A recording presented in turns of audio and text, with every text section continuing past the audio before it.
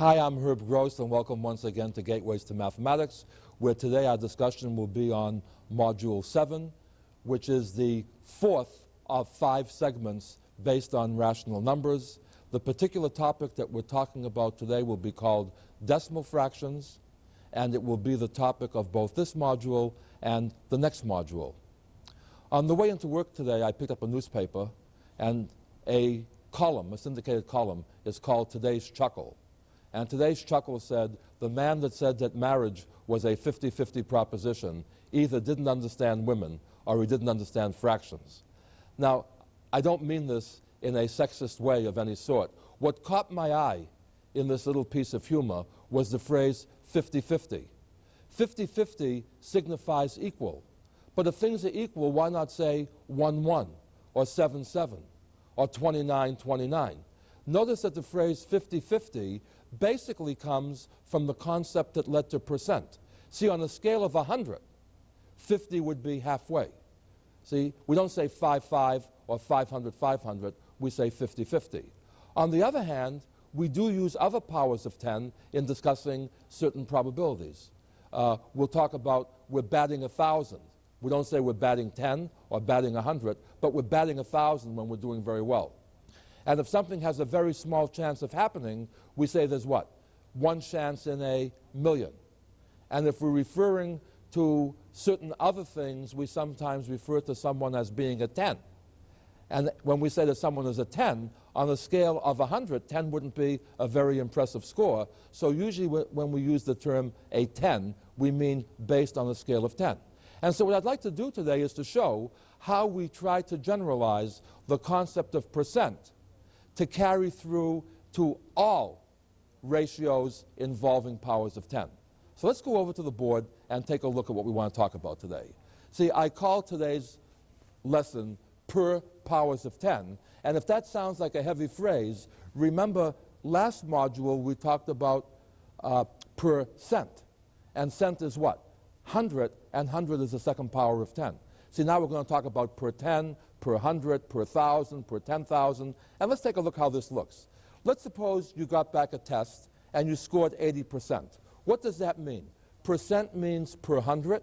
Per 100 means divide by 100. In fraction form, that's 80 over 100, which we read as 80 hundredths. Notice that you could have taken 80 over 100 and reduced that to 8 over 10, in which case that would have been called 8/10. You also could have multiplied numerator and denominator by 10, in which case the fraction would have been 800 over 1,000, and we'd have called this 800 thousandths. Notice the adjective noun bit here again. See, the adjectives are 8, 80, 800. The nouns are tenths, hundredths, thousandths. But notice that they all name the same rate. Now, why would we do something like that? Well, let me just try to show you something here. Suppose we were counting by tenths. If we were counting by tenths, we'd be in trouble if we wanted to give a score which was more than 8 but less than 9. You see, we'd have to invent mixed numbers in that particular case. If we switch from a scale of tenths to a scale of hundredths, that means parts per 100, now you see that same measurement allows us to go in between 80 and 90. See, the 8/10 to 9/10 expands to 80 hundredths to 90 hundredths. That gives us a scale of 10 to work with. And if we switch to thousandths, you see, we can get from 800 thousandths to 900 thousandths. We can start giving out scores like 801, 802, 803, etc. And this allows us to fine-tune, so to speak. Let me run through some fairly simple problems with you, just so you start to get a feeling for what later is going to be called decimals. First problem today says, on a scale of 0 to 10, how much is 3/8? In other words, if you're going to give a person 3 out of 8, how much would you have given that person scaled up to 10? Well, this problem is quite simple in terms of what we've already learned. On a scale of 3 out of every 8, 3/8, how much would we take out of 10? That's precisely what we mean by 3/8 of 10, multiplying through here, or if you wish, you could divide through here by 2 and get 3 4/5 over here. In any event, 3/8 of 10 is 30 over 8, which is the same as 3 3/4. And all that means is at a rate of 3 out of every 8, you're taking 3 3/4 per 10. And whenever you're talking about per 10, that means you're dividing by 10, and the noun we use for that is called tenths. Do you see the subtlety of this? When you say a number like 6,000, that means 6 times 1,000. If you wanted to divide by 1,000, see, why would you divide by 1,000? Well, if you were taking 6 per 1,000, see, per means divided by. See, so when you want to divide by 1,000, instead of saying 1,000, you say thousandths, okay? And that's basically the idea over here. So at a rate of 3 out of every 8, you're taking 3 3/4 out of every 10. And notice now that the noun that's modifying tenths is 3 3/4, which is a mixed number. So we say, okay, let's see what happens if we switch to a scale of 100. On a scale of 0 to 100, how much is the rate 3/8 equal to? In other words, at a rate of 3 out of every 8, how many would you be taking out of every 100? So what we would do is we would take 3/8 of 100. So 4 goes into 8 twice. 4 goes into 125 times. That's the same as 75 over 2. 75 over 2, divide the 2 into 75 to convert it into a mixed number. That's 37.5. So at a rate of 3 out of every 8, you're taking 37.5 out of every 100. You see 37.5 per 100, which, by the way, based on the last lecture, that's what we were calling 37.5%. See, when the power of 10 is 2, when we're talking about hundreds, we're talking about percent. And so another way of saying this is that 3/8 is the same as what? 37.5 hundredths. And do you notice how the adjective is changing? That somehow or other we're getting into a bigger number as an adjective, but we're also describing a different noun. And hopefully, eventually our mixed number, we hope, will turn into a whole number because we're much more comfortable with whole numbers than we are with mixed numbers. So we carry this problem one step further. We say on a scale of 0 to 1,000, how much is 3/8? Well, same style again. 3/8 of 1,000, 8 goes into 1,000, 125 times. 3 times 125 is 375. So at a rate of 3 out of every 8, you're taking 375 out of every 1,000. And how do we write that? 375 thousandths. Do you see the idea here? And by the way, look how you could have done this back as a common fraction problem. 8 goes into 1,000 125 times. If we multiply downstairs by 125, we also have to multiply upstairs by 125, and that would give us what? 375 over 1,000. And by the way, that's how baseball averages are computed. When a baseball player gets 3 hits and 8 times at bat, he's got 3 out of 8 hits. And when you say, what's he batting? They say 375. And what they mean is, if he were to continue at a rate of 3 hits in every 8 times at bat, which is very unlikely, but at that rate, he would get 375 hits in 1,000 times at bat. You follow the idea? Now, look what happened over here. We were very, very lucky on this problem. And the reason that we were lucky is that the prime factors of 8 happen to just be 2. See, 8 is 2 times 2 times 2. What happens to a power of 10? The only prime factors of 10 are 2 and 5. So if you had 1,000, you'd have 2 times 5 3 times. And you see what happens over here, every time I multiply a 2 by a 5, I can build a power of 10. So you see, when the denominator was 8, I could get to 1,000. But the problem is, if I have a denominator that has prime factors other than 2's or 5's, I'm going to be in a real mess whenever I talk about parts per power of 10. And let me just show you what I mean by that. Let's look at a problem similar to what we were talking about before, but now I'm going to say, on a scale of 0 to 10,000, how much is 1/3? In other words, if you're taking 1 out of every 3, how many will you take out of 10,000? Well, that's precisely the problem, 1/3 of 10,000. And that means what? 10,000 divided by 3. And this becomes like a broken record. 3 goes into 10 3 times with a remainder of 1. 3 goes into 10 3 times with a remainder of 1. 3 goes into 10 3 times with a remainder of 1. 3 goes into 10 3 times with a remainder of 1. And I finally wind up with 3,333 and 1/3. And no matter how many zeros I tack on over here, there is no chance of getting rid of this mixed number, because notice that no matter how many zeros I tack on over here, the only prime factors of a power of 10 are going to be 2s and 5s, and I have what over here? A 3. A 3. 3 will not go a whole number of times into any power of 10. So no matter how I do it, I'm going to wind up with an answer something like this. In other words, at a rate of 1 out of every 3, I'll be taking 3,333 and 1/3 out of each 10,000. If that bothers you, notice how we tend to round off. See, what is 3,333 and 1/3? It's more than 3,333, but less than 3,334. So we'd say, okay, you're taking more than 3,333, but less than 3,334 out of each 10,000, okay? And basically we say, why quibble? Though, can you visualize in certain problems where being off by only 1 part in 1,000 could lead to an astronomical error? You see, it's not how much you're off, it's how much tolerance you're allowed.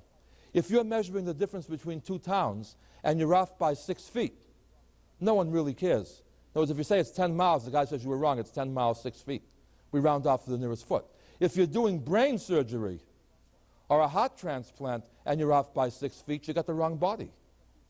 See, basically, 1,000th of an inch can be very significant in one measurement, but a half a mile can be insignificant in another.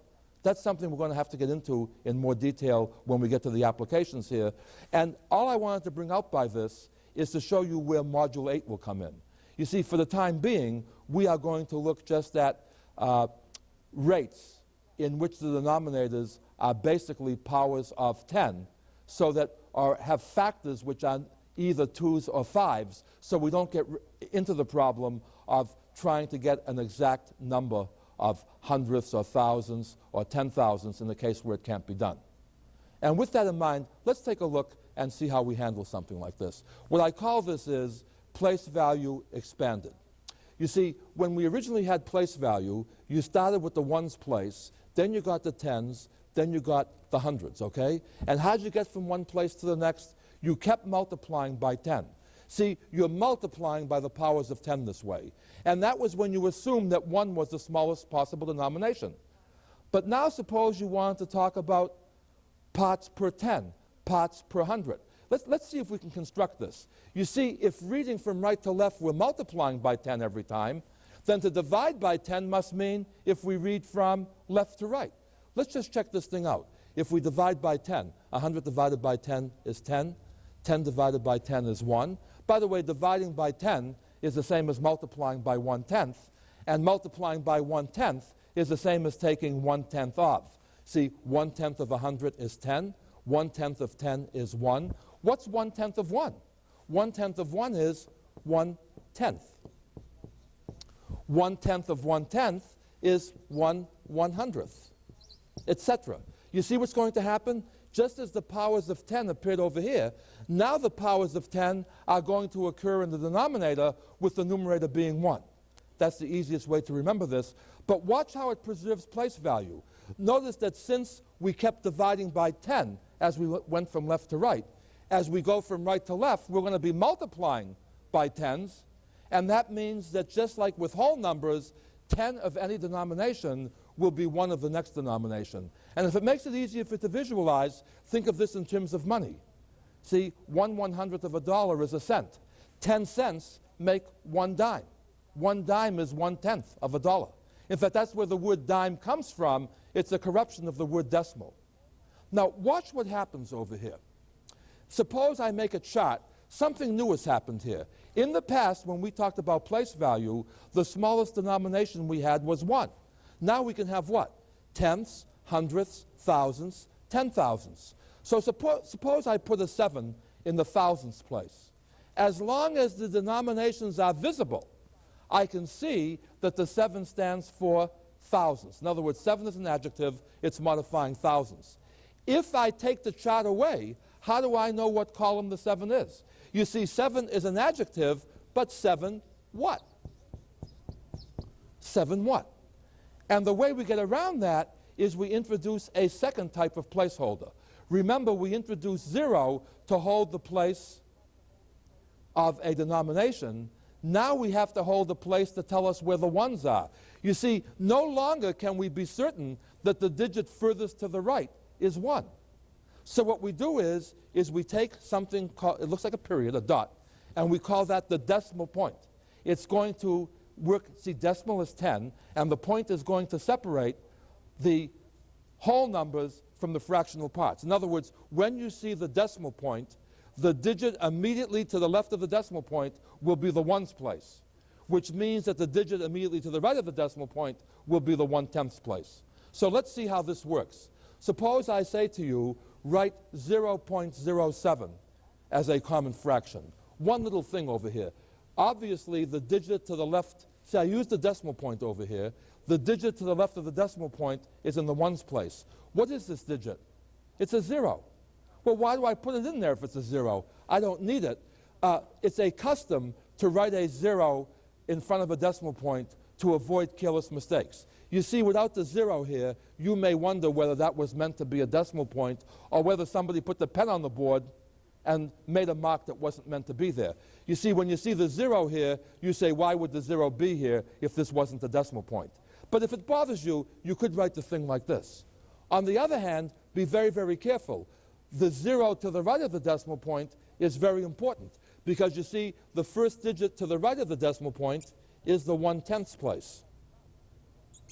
And that says what? I have none in the 1/10th place, so where is the 7? 7 is in the 100th place. So I read this as what? The adjective is 7. What place is it in? The 10ths, 100ths, so that's 7 hundredths, which is the same as 7 out of 100, 7 per 100, and that in turn is written as a fraction as 7 over 100. And there is a shortcut for doing this. The shortcut is this. Pretend the decimal point isn't here. Without the decimal point, what would you see here? You would see just a 7. So that becomes your numerator. See, that's your adjective. That's your numerator. I have a pen that's not working very well here. Let me see if I can get a better one here. That's working a little better. See, 7 becomes my numerator. Now, what's my denominator? Here's the trick. Always start your denominator with a 1, because remember, your denominator is going to be a power of 10. Then all you do is come back here and count the total number of digits to the right of the decimal point. And in that situation, zeros count. See, 1, 2. So since there are 2 digits to the right of the decimal point, I put 2 zeros in here, and what answer do I get? 7 100ths, the same as I did before. So that's the shortcut. You say, well, what's the advantage of the shortcut? Well, sometimes when you're dealing with really tiny numbers, it comes in very handy. For example, write, here's a good one for you, 0 point, that doesn't mean anything, 0.000000007 as a common fraction. Now, the long way of doing this is to count the denominations. Tenths, hundredths, thousandths, 10,000s, 100,000s, millionths, 10 millions, 100 millions, billions. See, count the same as you would powers of 10, but put the THS at the end of it. So the answer would be what? 7 1/10000000s.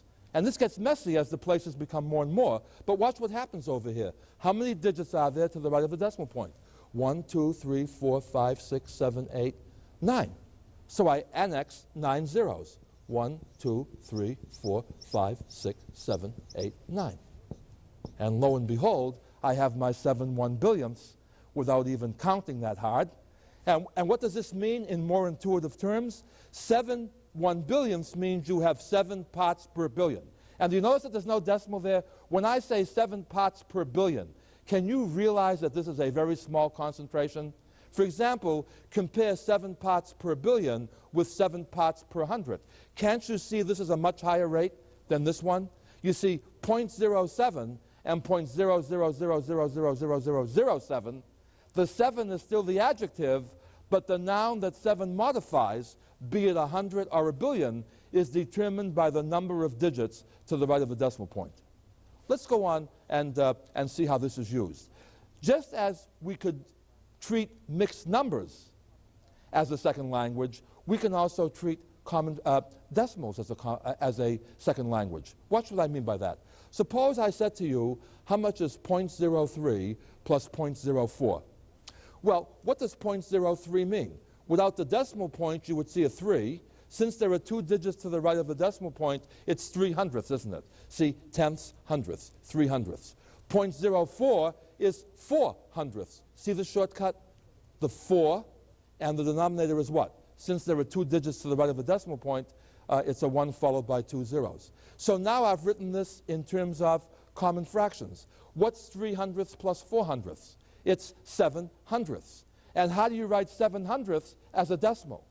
To write 7/100ths as a decimal, you want the 7 to be the digit furthest to the right, but you want it to be in the hundredths place. This is tenths, hundredths. In other words, working in reverse, you say, okay, I want this to be hundredths, therefore this is going to be tenths, therefore the decimal point is going to come over here. And I'll show you a shorter way of doing this later on, but the answer becomes 0.07. Well, unlike mixed numbers, which are difficult to visualize intuitively for most people, once you get the answer to a decimal problem using the second language technique, you suddenly discover a neater way of doing the problem. What if I just lined up the decimal points over here and wrote 0.03 plus 0.04? Couldn't I say that 3 plus 4 is 7? 0 plus 0 is 0?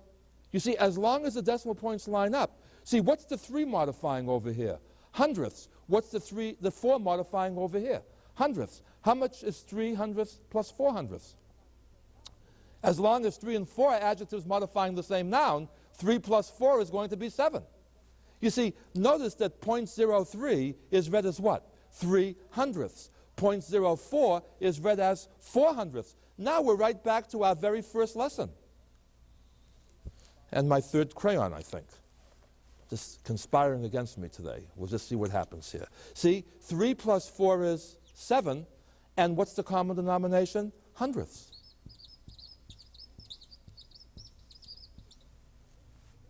Okay? It's neat.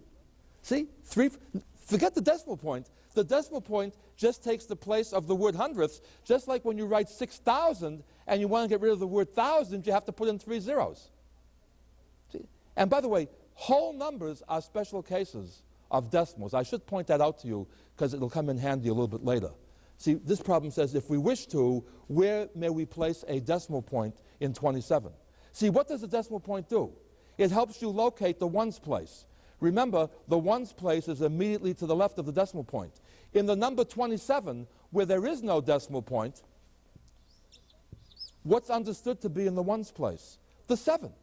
See, it's 2 10s and 7 1s. So if you put the decimal point after the 7, you see what happens over here? What does the decimal point tell you? It tells you where to find the ones column. So the 7 is in the ones place, the 2 is in the tens place, so this number is read how? 27. Okay? If there's no decimal point in a whole number, put it after the digit furthest to the right. And now, with that in mind, I'm going to show you a quick way of how you multiply and divide using powers of 10. So as a preliminary, I would like you to write 2.7 as a common fraction. Now, the easiest way to do this is the thing I showed you before. Pretend the decimal point weren't here. If the decimal point wasn't here, you would have 27. 27 of what denomination? The digit furthest to the right is in the tenths place. So you have 27 tenths. If you use my shortcut, you'd say what? The numerator is 27, and since there's one digit to the right of the decimal point, the denominator will be a 1 followed by a 0.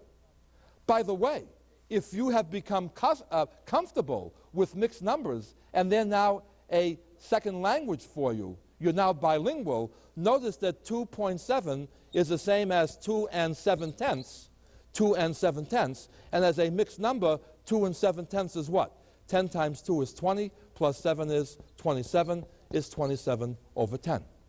Now, here's what I want to show you, how you multiply and divide by tens, and this is what makes the metric system so desirable to many people. And we'll be talking about the metric system later in our course. Not later in today's lecture, later in the course. Going to lay some more groundwork first. Let's suppose I wanted to multiply 2.7 by 10. See, write 2.7 times 10 as a decimal fraction. By the way, in this course, when I say decimal fraction, it's the same as saying decimal. Fraction is a word for a ratio. Whether it's decimal, mixed number, or common fraction, it's still fraction. So we want to take 2.7 times 10. Let's translate this into our natural tongue, which is common fractions. In the previous problem, we saw that 2.7 was 27 over 10. So this problem becomes what? 27 over 10 times 10. The 10 in the denominator cancels the 10 in the numerator. We get 27 over 1, which is 27. And what did we say? When there is no decimal point, we can always assume that the decimal point is after the digit furthest to the right. So 2.7 times 10 is 27. To all intents and purposes, what did we do here?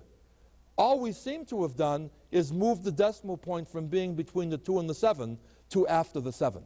And that becomes the mechanical formula. To multiply a decimal by 10, simply move the decimal point one place to the right, because that will move each denomination up by 10. You see that? See, the 2 was immediately to the right, left of the decimal point. That made it 2 ones. When I moved the decimal point over here, the 7 now occupied the 1's place, and the 2 occupied the 10's place. See, the 2 1's became 2 10's. In any event, to multiply a decimal by 10, move the decimal point one place to the right. By the way, when you learn whole numbers, and I've had students say this to me, they say, when you multiply by 10, don't you just tack on a 0? Isn't that true for whole numbers? I want to show you the danger of that reasoning. Here's an actual thing that happened to me one day in class. A student told me that 2.7 times 10 was 2.70. Before I comment on that, do you understand that 2.7 is the same as 2.70? See, this says what? 2 1s and 7 tenths. In terms of money, $2 and 7 dimes. This says $2, 7 dimes, and no pennies. So this and this are the same. But the kid said, but I learned in school that to multiply by 10, all you have to do is tack on a 0, so he tacked on a 0 over here. The point I want you to see is that tacking on the 0 for whole numbers was in effect moving the decimal point. Because remember what we said? If there is no decimal point, it comes immediately to the right of the last digit. How do you multiply by 10? You move the digit one place to the right, the decimal point one place to the right. How can you move the decimal point one place to the right if there are no more digits? Answer, you use 0 as a placeholder. You use 0 as a placeholder. There are gremlins all over here today. And we're just going to keep working on this till we get a pen that's easier for you to read. But if you use your imagination, even if the pen doesn't work, you'll pretend that you'll see the zeros where I put them. Now, here's the thing. Remember we talked about powers of 10 earlier? Let me show you how this works. Suppose I want you to multiply 0.00234 by 1,000. 1,000 is what? It's 10 times 10 times 10. So I'm going to multiply by 10 3 times. So every time I multiply by 10, I'm moving the decimal point one place to the right. If I'm multiplying by 10 3 times, what am I going to do? I'm going to move the decimal point one place to the right 3 times, which, by the way, is equivalent to moving it 3 places to the right once. So the answer is what? 2.34. See, I take the decimal point and I move it 1, 2, 3 places to the right. And you see, remember what we said in the first lecture? 1,000 is 10 to the 3rd power. See, a 1 followed by 3 zeros. So the 3 tells us what? You're multiplying by 10 3 times, so you're going to move the decimal point one place to the right 3 times. Similar thing for dividing by 10. Can you almost guess the answer here? If I move the decimal point one place to the right when I multiply by 10, what do you think I might be doing when I divide by 10? Well, by this time, you know that the nice versus necessary theme makes you a little bit suspicious. It would seem that you should move the decimal point one place to the left, but we've seen other cases where what you thought would be right gave the wrong answer. So let's not guess. Let's find out. I say, how much is 2.7 divided by 10? Don't guess. Convert everything to common fractions. 2.7 is 27 tenths. Now you're dividing by 10. 10 is 10 over 1. How do you divide? You invert and multiply. 27 over 10 times 1 over 10 is 27 over 100. 27 hundredths means what? The 27, the 7 has to be in the hundredths place, so we move the decimal point 2 places to the left. You see, remember, dividing We move it 2 places to the left. So now we have 0.27. Now compare the problem with the answer. In 2.7 divided by 10 equals 0.27, do you notice that the decimal point has moved 1 place to the left? So in other words, to divide a decimal by 10, move the decimal point 1 place to the left. Look, here's an easy example. Suppose something costs $2.70, and 10 people are splitting the cost of it. How much does each person pay? 27 cents. 27 times 10, $2.70. Isn't that neat? Now suppose instead of dividing by 10, you want to divide by 10,000. You say, okay, how much is 234.6 divided by 10,000? 10,000 is 10 to the 4th, isn't it? That means there are 4 factors of 10. Every time you divide by 10, you move the decimal point 1 place to the left. Since there are 4 factors of 10, how many places to the left are you going to move the decimal point? You're going to move it 1 place 4 times. That's the same as 4 places. So you count 1, 2, 3. See, we're moving it now, so I'll put a caret mark there. Then you say, oops, I've run out of places. Whenever you run out of places, you put in a 0 as a placeholder. So the answer is 0.0, 2, 3, 4, 6. And if you wish, you can put the 0 in here just as an indicator. And now I want to show you how you can use this result to decide that 7/100ths, if I didn't tell you before, could be written as 0.07. You see, the idea is 7/100ths means 7 per 100. 7 means 7 with a decimal point after it. Per 100 means divided by 100. How do you divide by 100? You move the decimal point 2 places to the left. Since the decimal point was over here, 1 place to the left puts it here. Oops, I've run out of digits again, so I put in another digit, and lo and behold, there is my 7/100ths. But you know, again, another theme, the more things change, the more they remain the same. The same problems of sloppiness that would bother us in the pre-decimal stage are going to bother us in the decimal era. You still have to remember that when you use the addition tables, you're always talking about like denominations. For example, suppose I say to you, how much is 27.6 plus 1.84? In this horizontal form, there is a danger that you might say, I'll take the first digit here and add it to the first digit here. Why can't I say that 2 plus 1 is 3 here? And the answer is that by virtue of position, the 2 here stands for tens, but the 1 here is in the ones place, isn't it? Why can't I line up this way? Why can't I add the 6 with the 4? Isn't 6 plus 4 10? Sure, as long as 6 and 4 are adjectives modifying the same noun. But the 6 here is what? Tenths. See, it's the first digit to the right of the decimal point. Where's the 4? It's the second digit to the right of the decimal point. Tenths, hundredths.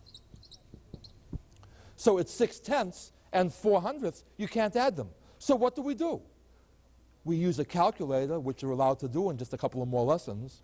But until that time, what we do is we use the vertical form and line up the decimal points. See, I line the decimal points up. So I write the 27.6. Then I put the 1.84 so that the decimals line up. Then I copy in the decimal point.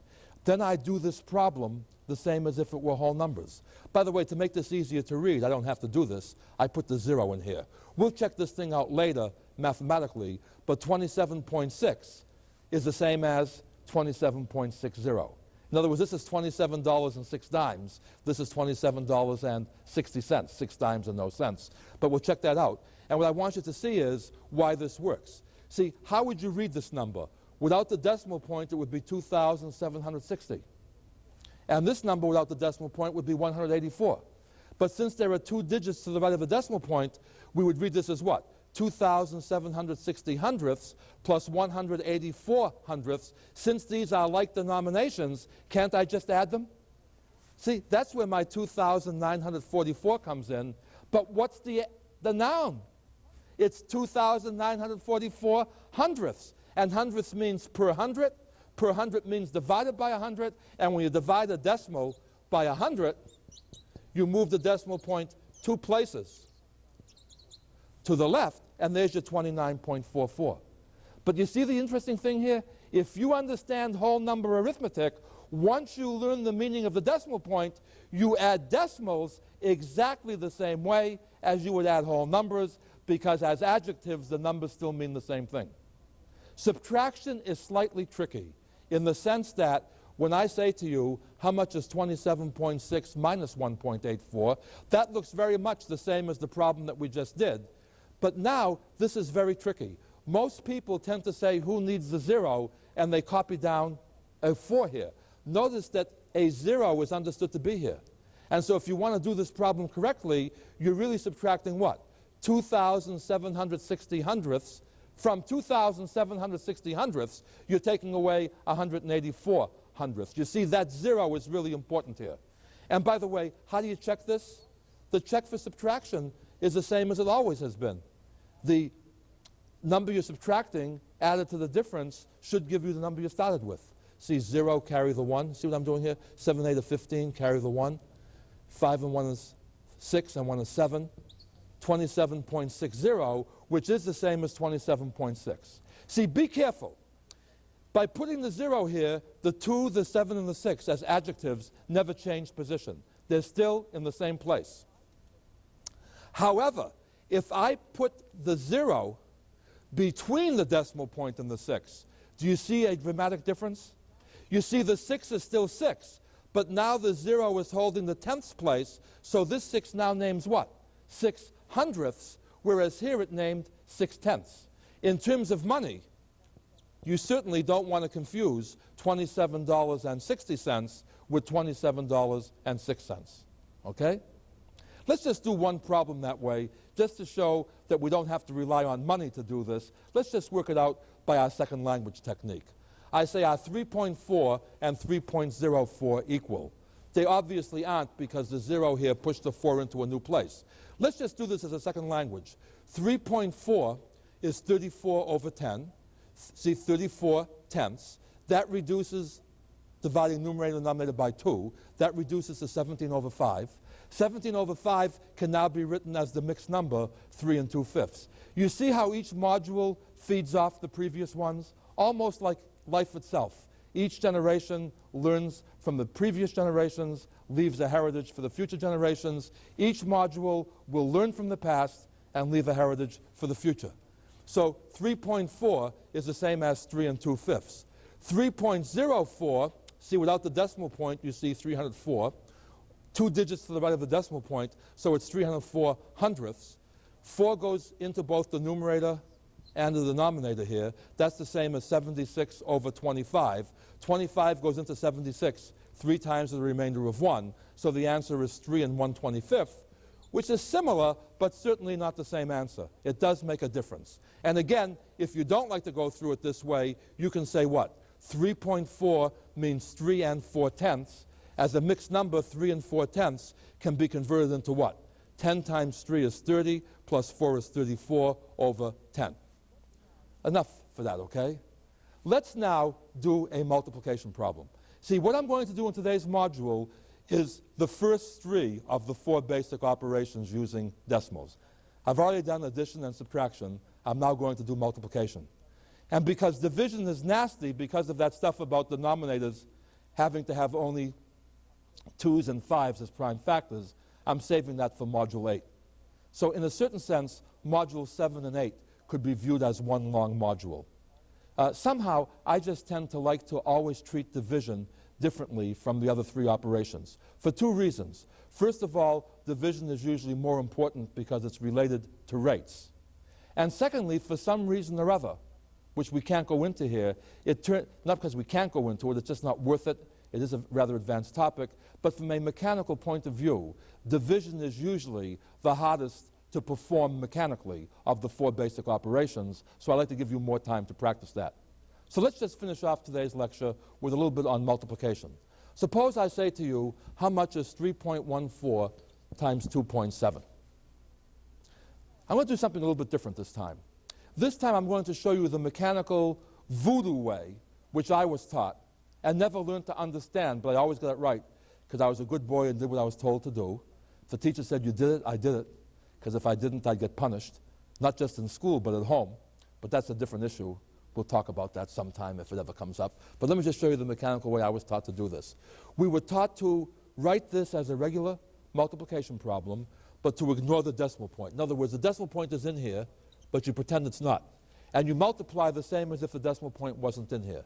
Just the same as if this was 314 times 27.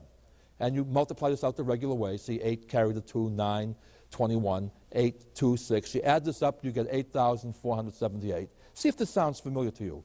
Then you were told to go back to the problem and count the number of digits to the right of the decimal points. See, 1, 2, 3. See, 2 here and 1 here. That gives me 3 altogether. Then you took this decimal point, and because there were 3 digits to the right of the decimal point, you moved this one always got me. Since there were 3 to the right, you took this one and you did what? Moved the 3 to the left. You remember doing something like that? I must be doing something wrong. Even my good pen is deserting me now. So imagine the decimal point between the 8 and the 4 here. So the answer to this problem would be called 8.478. Does that look at all familiar to you? And by the way, if you have trouble with this, I used to figure, what the heck? If there are 3 decimal digits to the right, why don't I move the decimal point from here to the right? I didn't know what I was doing. I just followed instructions. Let me show you how the reward for all the stuff we've learned before still is with us. Look, whatever 3.14 is, isn't it more than 3 and less than 4?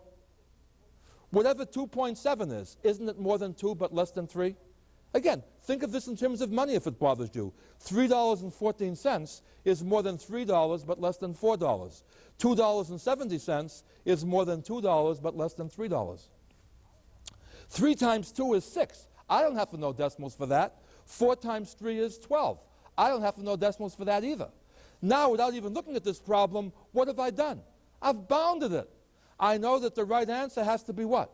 More than 6, but less than 12. Guys said, well, how does that help you? Well, the way it helps me is, if I didn't know where to put the decimal point over here, where is the only point, the only place I can put a decimal point over here that will give me a number that's between 6 and 12? I can't put it between the 4 and the 7 because 84 is more than 12. I can't put it before the 8 because 8/10 is less than 6. I have to put the decimal point over here. But that's just excitement. Let me show you now how you don't have to rely on anything. In fact, you know, while I was down here, maybe I should show you one more thing. Why not round off the 3.14 to 3, the 2.7 to 3? So 3.14 times 2.7, if I round everything off to the nearest whole number, that comes out to be 9. And now I have a new answer that says what?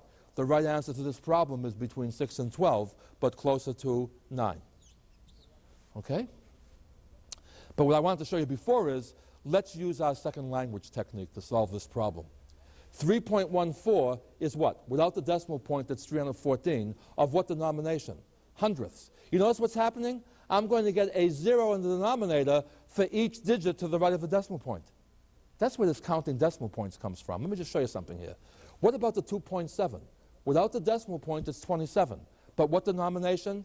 Tenths. So translating this into a common fraction, the problem becomes 314 over 100 times 27 over 10.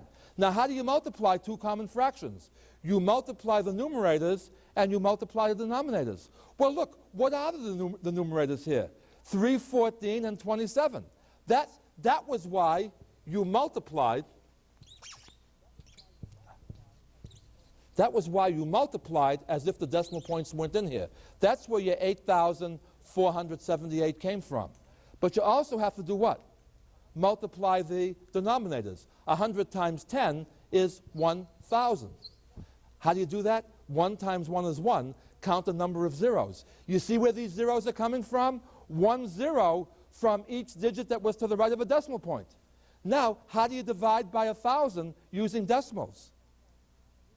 You move the decimal point 3 places to the left.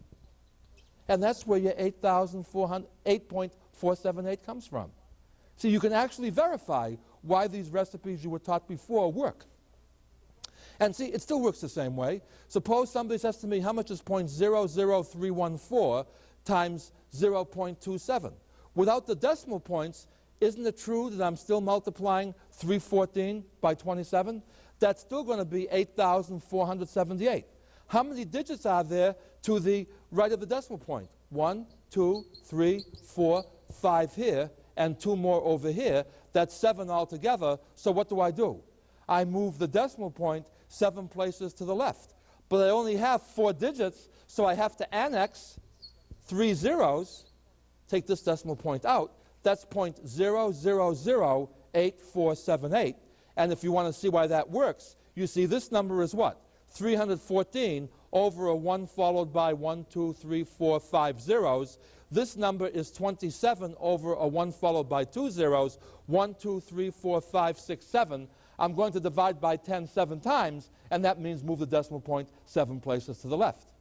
And now, as far as percents are concerned, they work the same way whether you're using common fractions, mixed numbers, or decimals. Let me just conclude today's lesson with a little bit of percents.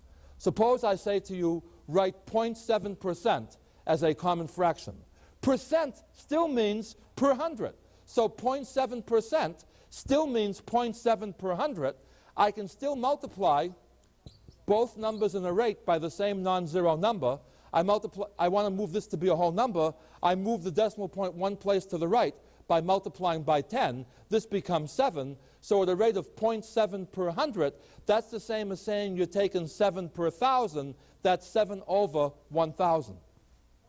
And by the way, see, in other words, 0.7% is less than 1%. And how much less is it? You're not taking 1 out of 100. You're taking 7 out of every 1,000. Now, what if I wanted to do this using decimals? See, percent still means per 100.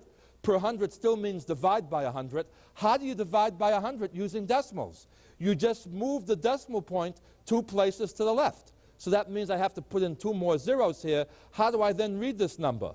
It's 7 tenths, hundredths, thousandths, 7 thousandths. That's the same answer I had over here. And once I've done this, I can find a small percent of any number the same way as we did in the previous modules. Suppose, for example, the problem said, how much is 0.7% of 200,000? Well, 0.7% as a common fraction is still 7 parts per 1,000. If I take 7 parts per 1,000 and multiply that by 200,000, do you see the 3 zeros are going to cancel here? And 7 times 200 is 1,400.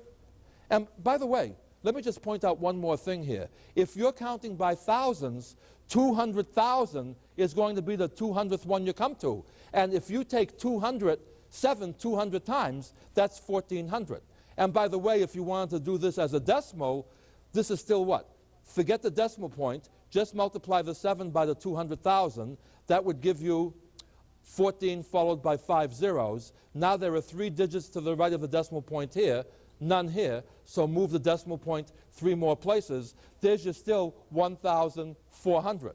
And another quick way of estimating this is what would 1% of 200,000 be? To find 1%, you chop off 2 zeros. 1% of 200,000 is 2,000, so 7/10 of 1% should be a little bit less than 2,000. Now, I've talked kind of fast. I've done quite a bit, 20 examples today, but the point I wanted to show you is that once you learn this new concept, all the rest that you're doing is an extension of place value arithmetic. All you have to do now is a little bit of practice. Practice, practice, practice. And that's what I'd like you to do before I see you next time. Study hard, have fun, stay young. I'll look forward to seeing you again as soon as possible.